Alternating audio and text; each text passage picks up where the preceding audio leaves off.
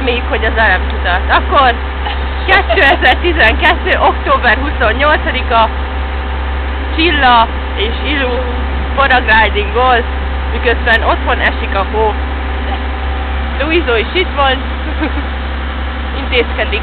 Igen, aztán készíti elő a szerepet. Etetjük majd nem a rákokat, szápákat. Mi leszünk az elete?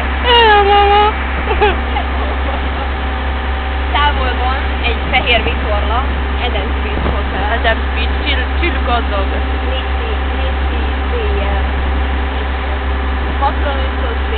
Ott nem is voltam. Figyelj már, az a Blackpearl Lost távolban, vagy mi az a barnaság? Kicsi ahol. Szerintem ebből a kamerában vagy nem sok minden járnál. Őrült meleg van. Nagyon meleg van, hát olyan 28 fokot érzem. Ha nem. 25 biztos van. Hideg a szél, az a baja. Igen.